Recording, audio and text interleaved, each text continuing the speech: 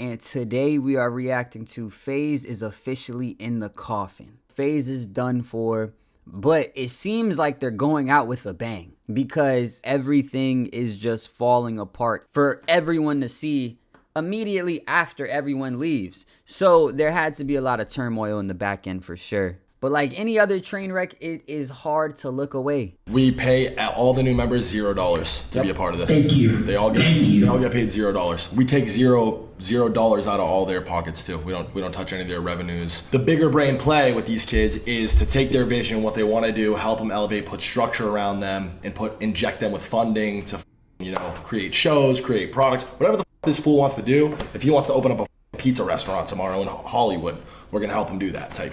And then, when we're structuring that, putting that together, injecting money in that, that's when we can sit down and have just an open, transparent conversation about, okay, what's that business look like? What do we stand to gain? What do you stand to gain? Etc. You see that little townhouse that Max was in? They tried to make that pay 20 bands a month. What the f? On that note, Omar, phase the f up. Throw it up one time. Throw it up one time, Omar. Come on. I don't even know what that is. Come on, yes you did. I know a lot of people thought, oh, we're trying to make this a joke or whatever. That's never been the thing. There's a lot of stuff that's happening. We have decided as a group that obviously it was in our best intention to leave FaZe Clan. Oh boy, looks like we need to phase the down, huh? Don't we? He's already dead. Listen, man, if FaZe wasn't already cooked, then today is the official day. All of the remaining members since the last video. Bruh, this nigga too happy, bruh. He too happy for FaZe to be falling apart. Nigga must have FaZe beef somewhere, man. Have announced that they have officially left FaZe. Even people who weren't all the way into the modern collective. I'm talking about the FaZe swag, the FaZe rugs of the world. These people have also disconnected from FaZe. And they just recently made an announcement that the only thing that they are doing going forward is their esports division, which means for the most part, they are moving on to a new phase. Now, us Nostradamuses have been saw the writing on the wall, but I am here to officially unpack all the details and give you my theory as to why this situation went down the way that it went down. But before we get into the video, please make sure you hit that subscribe button. It's getting colder out there and us unemployed have got to stick together. Think of it as a gift from you to me and the community as a whole. Now, back into the video. This is like an announcement. This is something that we've planned. This was not planned, and this was just some things that we came to terms, and yeah. We are leaving FaZe Clan. Now, I stated in a previous video, but I'll restate it again. This has been a terrible year for FaZe. No, not the streamers individually. They're doing great. They're doing fine. They have numbers, which may be a little bit disputed later on in the video. But ultimately, the group got hit with allegation after allegation, issue after issue in the mainstream media, and now a complete dismantling of the group. After plaqueboy Max and his cousin came out and opened the floodgates as to why they left FaZe, what happened behind closed doors, to a little extent, it seemed as though that opened the Pandora's box for Banks to crash out on the timeline and for everybody else to then leave FaZe. Now, for anybody wondering, the guys are sticking together. That's what that response video was about 2 days ago. Yeah, I mean, everything that Ron said is true. The main thing I wanted to let y'all know is, cause seeing everyone leave online, like one by one, obviously it looks crazy, and you guys don't know a lot of what is happening behind the scenes. But what I can say, what I will add to that is that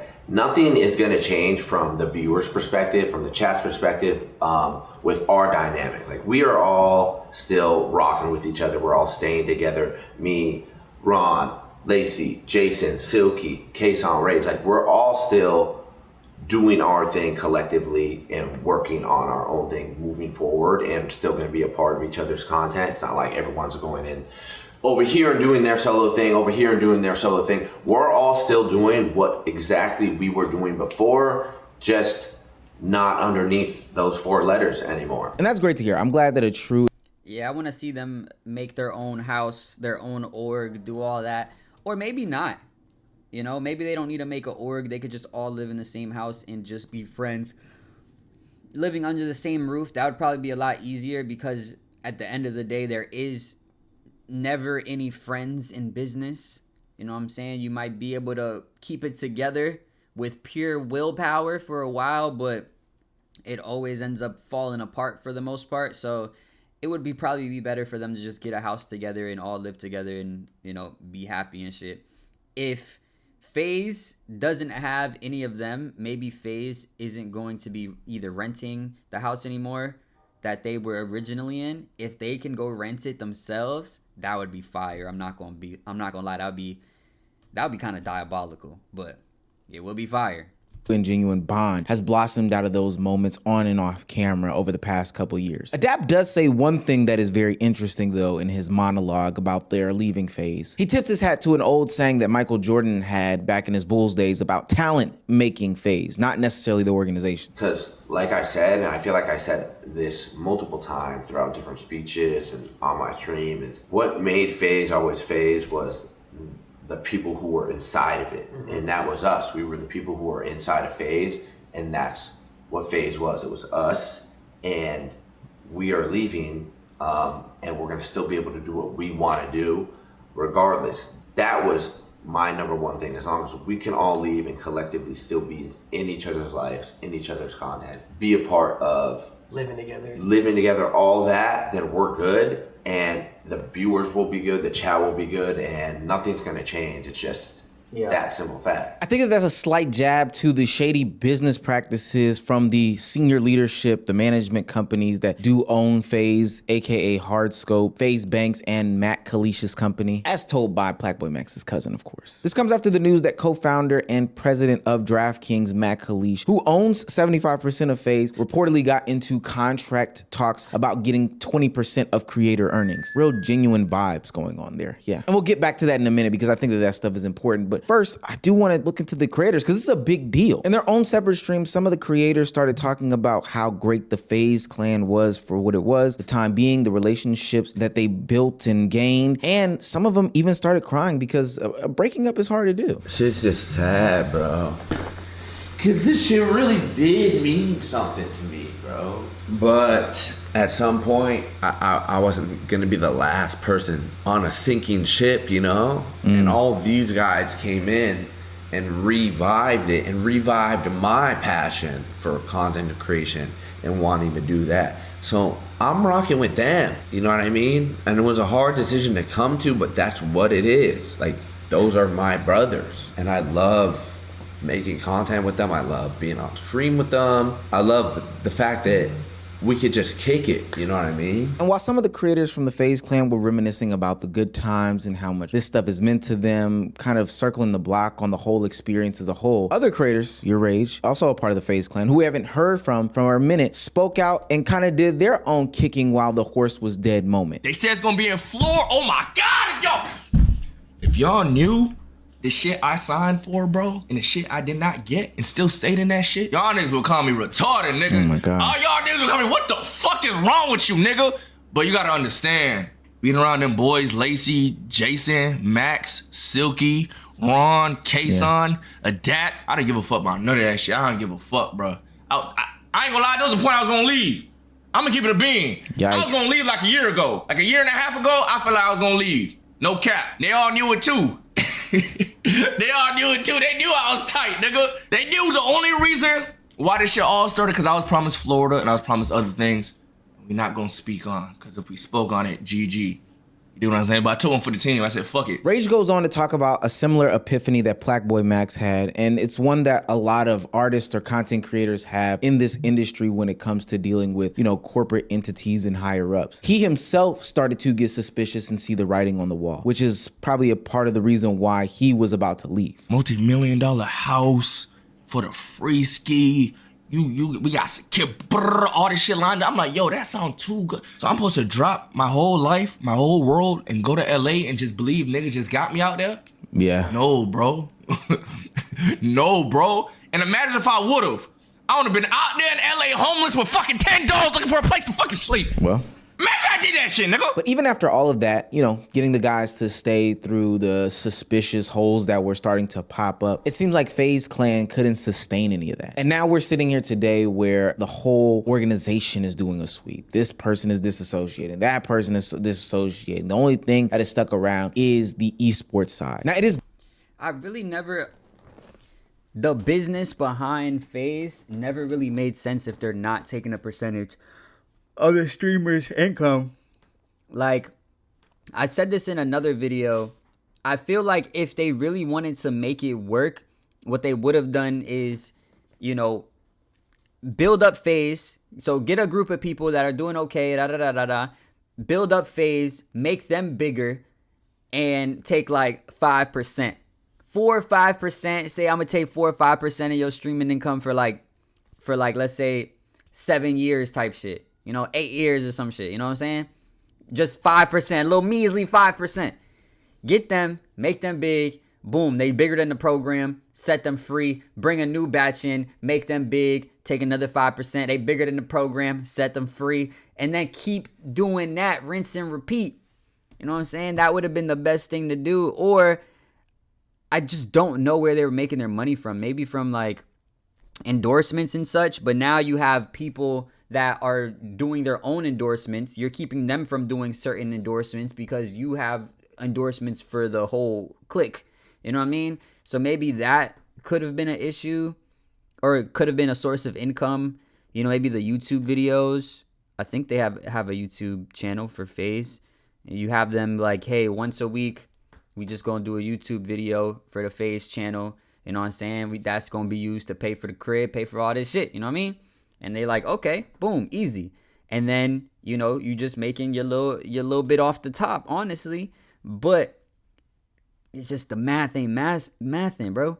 That's probably why FaZe Banks was over here trying to fucking crypto scams and shit. Cause it's like, where's the money coming from? And like, how do you make it consistent? And it was a sinking ship from the beginning, honestly. And they tried to make it work, and it did work. But it's kind of like, y'all remember, damn, what was that shit called? The shit before Vine. What the fuck? Damn, holy. Like Vine, it was huge. It was big. Everybody was on it. But it couldn't find a fucking way to make money. And that was a problem. And that's why that shit, you know, ended up burning and crashing. You know what I mean? But same concept, I feel like. Like they probably were making money, but the people in the group probably making way more money than the head of the group. And you know, that's why Banks sold his shit right before this shit set on fire, boy. Good to see, as somebody who is an outsider looking in, that these guys are finding solace within each other. But ultimately, it points to one thing and one thing only: the management group. FaZe did it sweet. All the FaZe is done besides the esports, bro. Apex, swag. I love swag, bro. I love rug. I love everybody. And it's literally the members were perfect, bro. Damn near. I know that some niggas dropped because of some controversial shit. But like, I never had a problem with the members, bro. It's always the higher up shit. Always. And I thought my whole trailer of my fucking video was about killing the fucking suits, my nigga, just to find out there's more suits. We are seeing an unprecedented exit from this collective. Remember, Banks left at the beginning of the year, and we'll get to him in a second, but it's not just this new era, it's also some of the older members. People who were, for the most part, kind of separated, but still carried the FaZe name. FaZe Apex left, and FaZe Rug left, which, hey, I ain't gonna lie, FaZe Rug leaving was bigger than anything that I had saw so far. Like, that's when I knew, oh, it's really something going on. And another member, FaZe Swag, who we talked about in a previous video, also left the collective. But there kept being a common theme in a lot of these people's sentiments as they walked out the door. It wasn't the people, it wasn't the time, it wasn't that they were burnt out, it wasn't that, you know, there weren't enough women, it wasn't that, you know, X, Y, and Z, LMNOP. It's the fact that the people who are on the upper end of the spectrum, you know, management, the higher ups, as Rage would say, the suits, kept fucking it up. I mean, bro, it's just cooked, bro. Like, you know what I'm saying? It just got to the point where people just kept coming into FaZe, fucking taking control of it, who didn't know anything about fucking gaming, bro. Well, and just ruined the whole shit, man. And now we're sitting here looking at just the esports collective and Kason, who is still attached to esports, shouts out to FaZe Kason, and saying to ourselves, where did it all go wrong? How can this happen multiple times? Is there somebody we can point the finger at? Earlier in the video, I talked about how Matt Kalish, co-founder and president of DraftKings, who owns 75% of FaZe, came in and talked about how he can recoup some of his money. Now, from Matt's Bloomberg article, I get it. I came in, I invested all this money into the content side. side, and I'm trying to recoup those funds. But just like fellow content creator and also a part of a bigger content group who FaZe did go after not too long ago, Agent 00 said, once you introduce those suits into the conversation, they just want more and more and more until they ultimately suck the product dry. Where FaZe fucked up was by introducing business people to their organization, and it's not their fault because they couldn't have known, right? Everybody else can look at that and be like, oh, that went bad, let's not make the same mistake. When AMP started, the thought of selling AMP for $100 million, making a fuck ton of money, sounds amazing. But after you see enough people get burned, you don't want to let anybody in. You only get that experience, you only learn those lessons by either making a mistake yourself or by seeing other people make the mistake. And because they're the pioneers, and Optic went through something similar, Optic and FaZe, it's enough caution to never allow somebody in unless you trust them with your life, because they have the power to ruin everything. Business is ruthless. It ass, man. In the live stream that I did this past Friday to cover all of the nonsense and shenanigans that's been going on, I kind of detailed how these content creator production houses, these companies that... That's why I'm also very... It's kind of surprising that AMP lasts this long, honestly. It's just crazy that they're all still together after they all became so big. I know that they did have certain problems and things of that nature, but for the most part, them niggas still pushing. You know what I'm saying? You'll watch a whole bunch of videos and Phantom won't be in that shit. I don't know where Phantom at. What the fuck Phantom got going? But yeah, bro, it's kind of crazy. And that just goes to show, like, when you keep it just the people that are in it, of course it's a lot more work for you guys. Maybe you can have one person that kind of locks in on it, but it makes it just that much easier for everyone to stick together. But once there comes other people that main focus is making money, then that's where it becomes an issue. Sign all these creators that create these platforms for all these guys, how they can take advantage of these young creators, sign them into 360 deals, and ultimately make these creators reliant on them while reaping a bunch of the benefits. I think this industry is one of the most interesting industries because ultimately you can just set up shop and do your own thing and you'll make enough money to sustain yourself. Some people will get rich, some people will just pay bills, but ultimately you kind of don't need those people, but they can make it seem like you need them. And that's where they went wrong. They signed to that type of company, and that type of company was pushed onto them by none other than FaZe Banks. Now, Banks himself got into a lot of drama over this weekend. I mean, he kind of got crucified himself, right? He was going back and forth with plaqueboy Max, but somehow, some way, somewhere, when all the other streamers pointed their eyes and their attention at the guy who brought in this company, at the guy who brought in the creators as well, they also started to unpack his alleged relationships with some of these younger creators. His relationship with TikToker Charli D'Amelio came into question, and I'm not gonna lie, it looks kind of nasty. Being a 34-year-old and then going for a 20-year-old is crazy work. Like, it was like, hey, I just want you to know I was 14 years older when I met her and she was 20. I was 34 and she was 20, and I was like, yeah. But to be fair for FaZe Banks, I don't think he's matured past middle school. I think he still has like middle school, high school brain. So I think the only people that he can get along with are 20-year-olds, 19-year-olds, and 21-year-olds, because I think he has not matured. I think that there are some people that go for really young people in a way to abuse them. I feel like with FaZe Banks, it's literally like he's not an adult, still somehow mentally 16. It's called Arrested Development. Now let's make it clear, the FaZe members themselves have not directly said that FaZe Banks has something to do with these things directly. That's probably because they can't though. I made a tweet this weekend and I got some very interesting likes about them not explicitly denying the fact that he had some involvement. He was doing X, Y, and Z, LMNOP. He made these big claims about giving these guys free housing, free filmers and staff, all FaZe channels, and zero income shared. But apparently something financially hit the wall, and it was spearheaded by him. He even acknowledged in his sit down video about how he could have probably interpreted the financial situation better. But ultimately, I'm starting to recognize some pattern recognition when it comes to FaZe Banks. FaZe Rain, one of the older members of FaZe, called out FaZe Banks and how he was deceptive in his tactics when it came to, conversing with the new members of the collective. This is where I think Banks fucked up.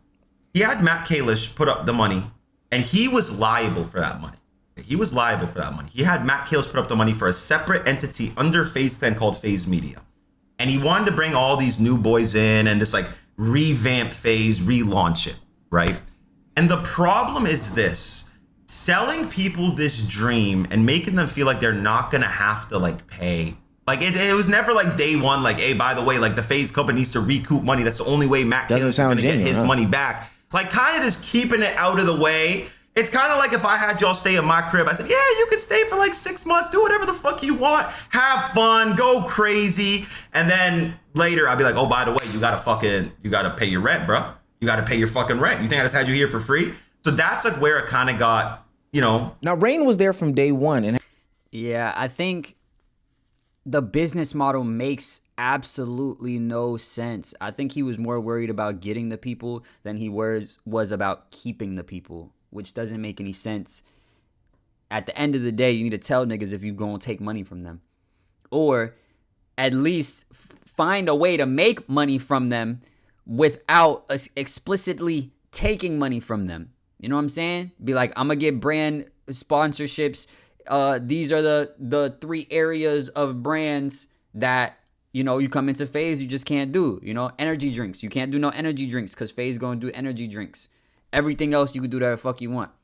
You know what I mean? Shit like that. Or tell them, yo, we gonna take a measly 5%.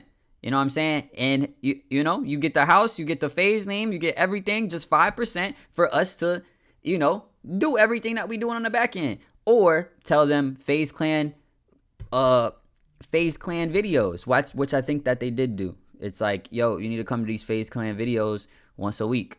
You know what I'm saying? We gonna plan it, do everything. Y'all already at the crib. Super easy, super quick. You just come be in the motherfucking videos. Hey, we gonna be all right. And, you know, with shit like that, being very transparent is the most important thing. Because when you're a streamer, you don't need to be inside of a fucking clan. You don't need to be inside no fucking group. You know what I'm saying? Like, if all of them were already established before coming together in AMP, they probably wouldn't have come together in AMP when you really, you know, get down to the nitty gritty of it.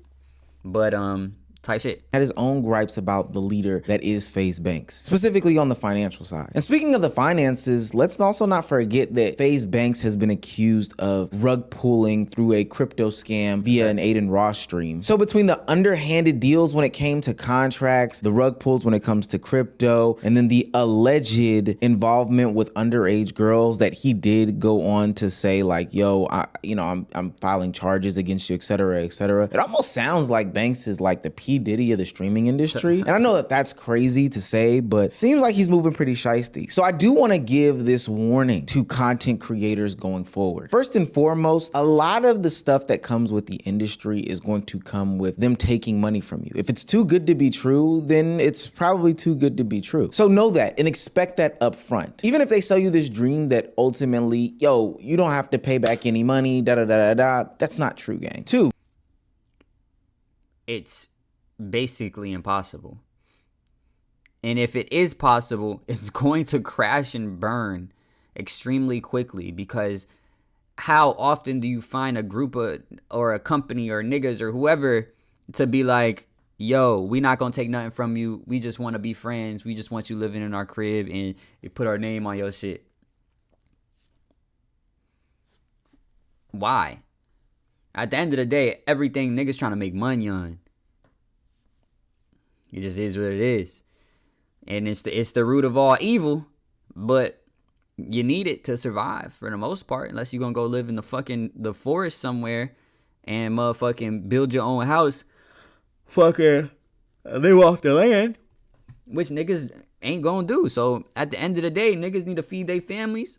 And niggas trying to get money on him. So you can move mountains by yourself and with a collective of people who are like-minded. Granted, with all these interjections from media companies, you can do big things. I'm not even saying that signing the deal is always wrong, but sometimes people just jump to that conclusion way too fast. They don't even need to do all that, gang. It's really not necessary. And 3, and most importantly, look at the history of the person who is pitching this deal to you. If the writing is on the wall so thick that it can be read like Braille, then you probably shouldn't go with a guy like like this. Who knows what the future holds for these guys? I hope that they do execute on what they said in their sit down video. It was a short one, but they go forth and, you know, they have as much fun as content creators with each other as a collective, and they just vibe out and rock out. And hey, maybe FaZe Clan revitalizes itself for the third, fourth, fifth, sixth time. I don't know. But if a 34-year-old with Arrested Development comes up to you with a contract talking about we can make you lit and poppin' and tell you to phase the fuck up, tell him you've moved past that phase of, you know, being interested in those things. Yeah, I mean, I'm not gonna lie, for everybody that was in FaZe, they really got the, you know, the good end of the stick at the end of the day. They all got bigger because of FaZe. They were able to build this foundation because of FaZe. And then they ran the fuck off when they asked for a percentage. You know what I'm saying? At the end of the day, them niggas came up. You know? So if a nigga come to you, you're like, oh, bro, you want to join FaZe and this and that, rah, rah, rah. It might be the best option to actually do that shit. You do that shit, you don't owe that nigga no money. You blow the fuck up. And then when they ask for money, you leave. Holy. But yeah, bro. I don't know what's to come for FaZe. I feel like that shit's dead. They're just gonna do the gaming part, which is where they started. And, you know, everybody that was in FaZe, they all good. All them niggas eating. So they gonna keep eating, you know, and they just might have to pay rent now. You know, and maybe they do become a collective within themselves, make their own YouTube channel. Because I feel like that is the best way to do it. Make your own YouTube channel as the collective. Make videos together once a week, once every 2 weeks. Doesn't matter what it is. And then use the funds from that YouTube channel to fund the crib, fund, you know, whatever it can fund. You know what I'm saying? But make it all super even, so where if there is a surplus of money, it just sits in an account and grows, you know. And let's say somebody else comes into the fold, you know, let them know what's going on and how this shit works. And that money is only used for the purpose of the group. And y'all niggas might be alright. But yeah, like I said, business and friendship don't really mix like oil and water, my nigga.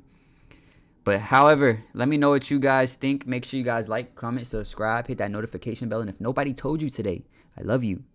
Peace.